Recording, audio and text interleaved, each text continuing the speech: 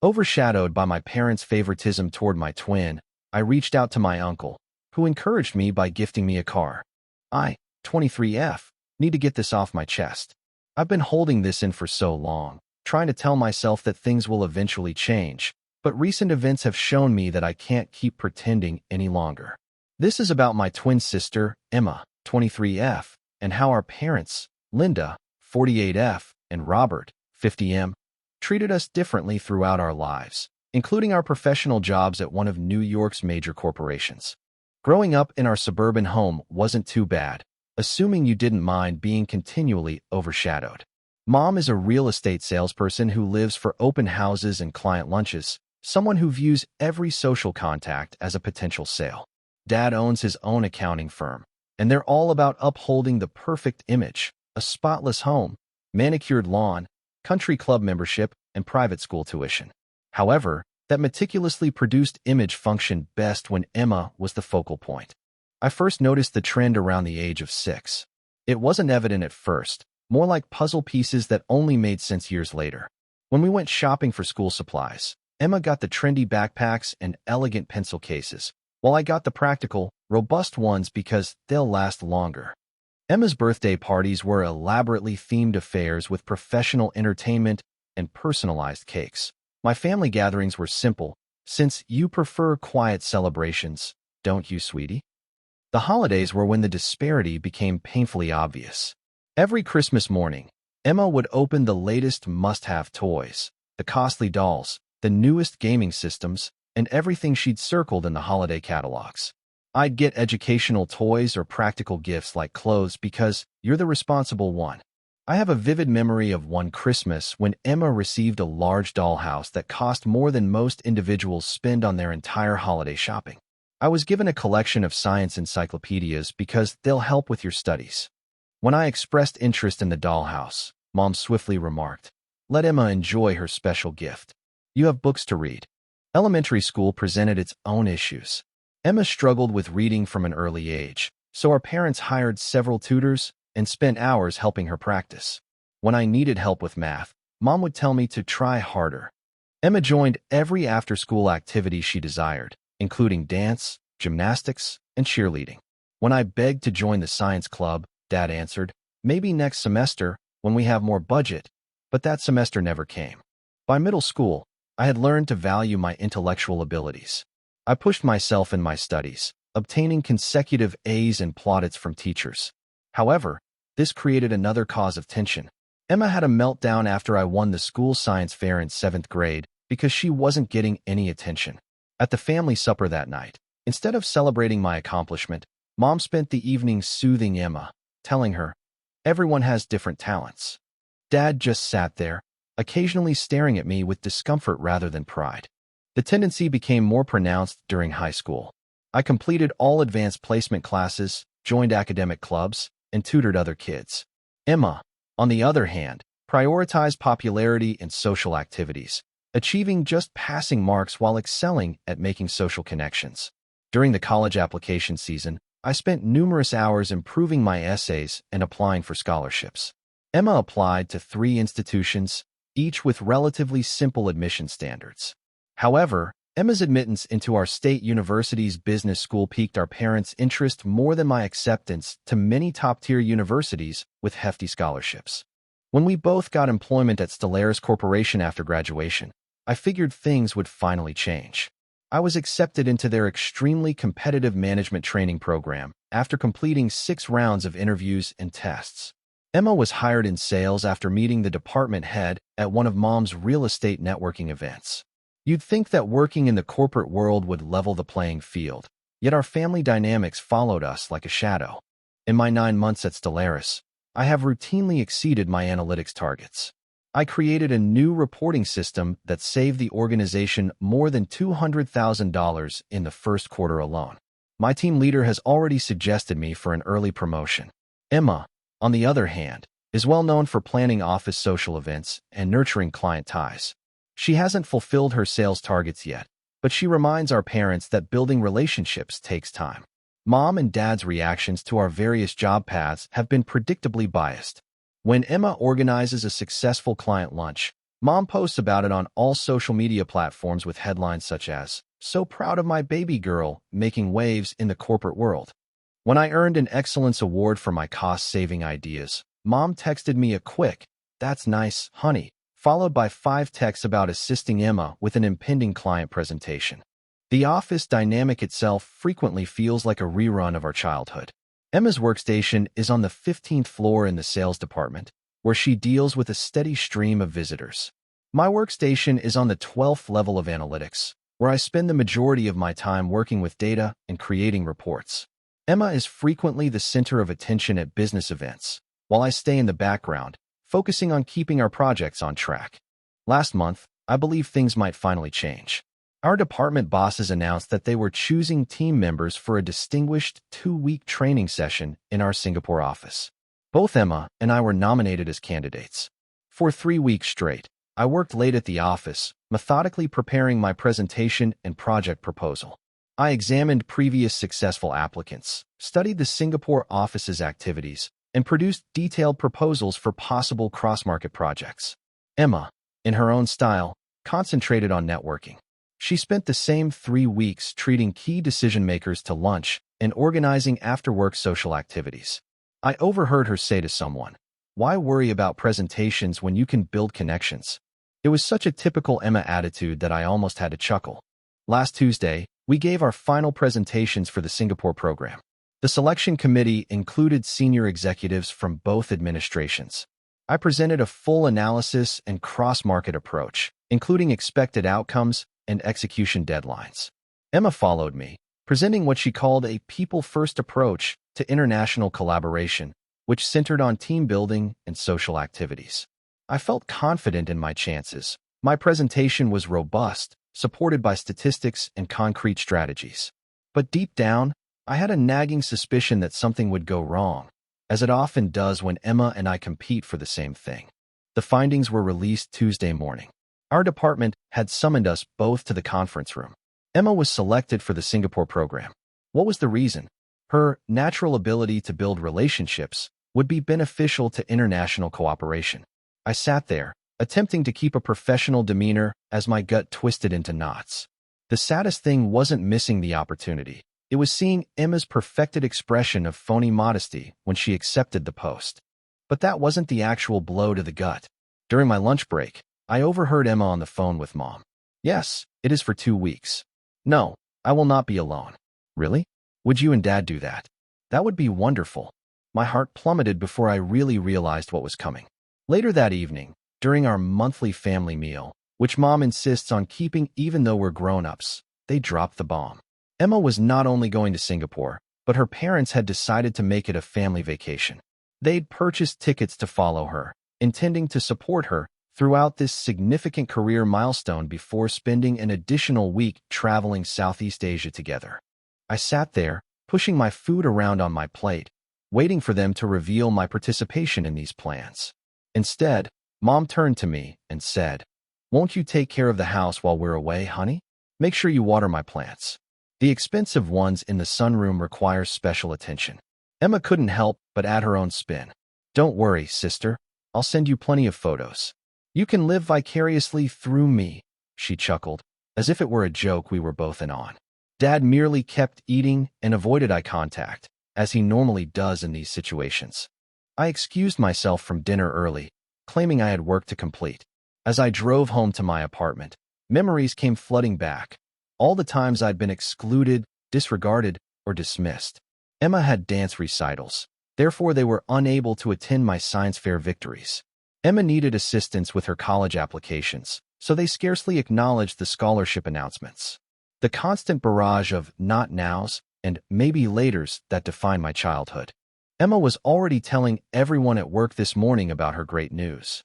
"It's going to be such an amazing family experience," she kept saying, apparently unaware of, or purposefully ignoring, the fact that not all of her family was included. I buried myself in my work, ignoring the congratulatory messages in Emma's inbox and the constant stream of co-workers who stopped by her desk. Our team leader sensed something was wrong and inquired whether I was all right. I flashed her my best professional smile and claimed I was fine, just thinking about our forthcoming project deadlines. During the afternoon meeting, Emma couldn't stop talking about her trip to Singapore. "I'm so grateful for this opportunity," she added, gazing right at me. "It's important to have family support during big career moments." The irony in her comment made me want to scream. Now, I'm sitting here watching my sister and parents plan their thrilling Asian excursion, while I'm supposed to stay behind and water the plants. The familiar sensation of being a family afterthought is devastating. But what hurts the most is understanding that nothing has changed. I'm still the little girl who got encyclopedias for Christmas while her sister got a playhouse. I have not informed anyone at work how I truly feel. What do I even say? My twin sister gets everything handed to her while I work twice as hard for half the recognition. It sounds petty, but it's the fact I've known my entire life. Mom sent a group text tonight about a meeting this weekend to help Emma purchase appropriate work clothes for Singapore. I have not responded. I'm sick of playing my allocated role in the family performance, the dependable but forgettable supporting character in the Emma show. I don't know what to do now. Part of me wants to finally speak up and demand an explanation for years of being treated as an afterthought, but part of me knows it won't make a difference. They'll just call me theatrical or envious, like they always do when I try to confront inequality. So here I am, reaching out to strangers on the internet because I don't know anyone else to talk to. Is it crazy to feel like this? Am I overreacting to what they would presumably describe as just a family vacation? I've spent my entire life trying to prove my worth to people who refuse to recognize it, and I'm beginning to wonder whether I should give up. Update 1. Following my previous post, something unexpected occurred that dramatically altered things. I need to post this since I'm still trying to digest everything. The morning my family went to Singapore feels like it happened in a different lifetime. I felt like a ghost among my own family members as I watched them put their identical fancy baggage into Mom's Mercedes. Mom was worrying about Emma's carry-on luggage, Dad was checking their passports, and Emma was taking selfies for her Instagram story, which she had already hashtagged Amazing Family Adventure. Mom turned to me just before they left, using her dismissive tone. "Remember to check the mail every day and water the plants. The orchids in the sunroom require extra maintenance. I have left instructions on the kitchen counter. We will be back in 3 weeks." That was it. No goodbye hugs, no "we'll miss you." Just a list of duties. After they drove away, I sat in their empty house, surrounded by all of the exquisite furnishings in their immaculate rooms, and felt absolutely lost. Looking at the family portraits on the walls, most of which depict Emma's accomplishments, brought back memories. Years ago, I overheard Mom's furious phone discussion with her brother, Uncle Jack. She was telling him he was an embarrassment and should avoid her perfect family. Jack was never mentioned except as a hazy cautionary tale about poor life choices. But sitting in that empty house, something clicked. Perhaps someone who has been kicked out of the perfect family could understand how it feels to never quite fit in. I got his address after a fast online search. He lived just a few miles away, in a small area across town. His house was small but well kept, with a somewhat overgrown garden that seemed more alive than our pristine lawn ever did. An old motorcycle was sitting in the driveway. When he opened the door, I froze. He didn't resemble Mom's side of the family. He had kind eyes and laugh wrinkles around his mouth, and he was dressed in well-worn trousers and a faded band t-shirt. "Could I help you?" he inquired, seeming perplexed. "I'm Natalie," I managed to say, "Linda's daughter." His eyes widened with recognition before softening with understanding. "Well, I'll be damned," he muttered, shaking his head with a faint smile. "Little Natalie, the last time I saw you, you were barely walking. You resemble your granny." She was also the quiet rebel in the family.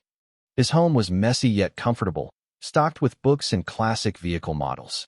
Over coffee and mismatched mugs, everything came spilling out. Years of being second best, endless comparisons to Emma, the Singapore trip, and everything else. He listened without interrupting, occasionally nodding as if not shocked.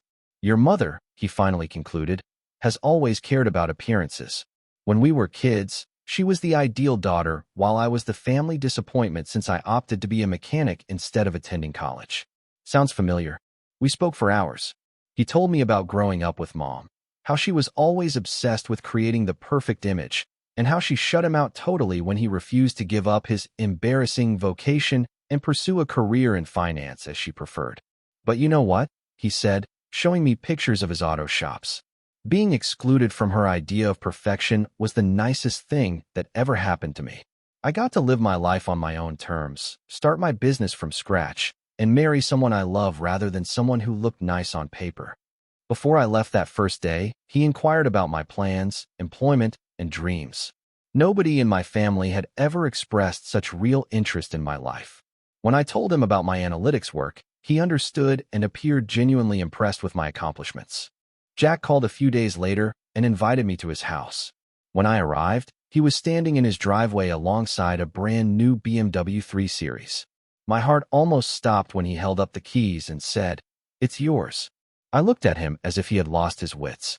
"What? No, I cannot. This is too much. The car must have cost more than I earned in a year." But he simply smiled and placed the keys into my hand. "You earned it," he replied simply. "Someone needs to show you that your accomplishments are important. Consider it a graduation present, late but better than never." I've done well for myself over the years, and I currently operate 3 successful car shops. Let me do this for my niece, who has finally stood up for herself. The automobile was stunning, sleek black with leather seats and all the newest technology. As I sat in the driver's seat, stunned, Jack leaned against the door. "Drive it to work. Leave it where they can see it when they return." Sometimes the greatest way to respond to being excluded is to demonstrate that you no longer need their approval. Each time I drove it to work, I felt a little stronger and more confident. My colleagues sensed a shift in me. "There's something different about you," my team leader said. "You seem more assured." For once, I did not downplay my accomplishments. "It was a gift from my uncle," I explained proudly. "He believes in celebrating achievements." Today, I received another SMS from Emma. "Singapore is incredible. Mom and Dad are bringing me shopping in all of the designer stores. Sending pictures so you don't feel left out." A year ago, such photos would have crushed me. Today, I grin while looking at my new car keys. For once, I didn't feel excluded at all. But of course, this moment of calm could not endure. Mom called earlier. Apparently, one of her real estate clients noticed me visiting Jack. "What were you thinking?" she demanded, her voice tensed with rage. "He's not a member of this family anymore. Do you have any notion how it appears when you visit him? Stay away from him." When I didn't instantly agree, she said, "We'll talk about it properly when we get back tomorrow."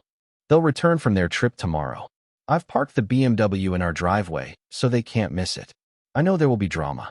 Mom will be outraged about Jack, and Emma will undoubtedly be upset about not receiving an expensive gift herself. But for once, I don't care how they react. Jack made me realize something vital. I've worked my entire life to earn a spot in their ideal family photo.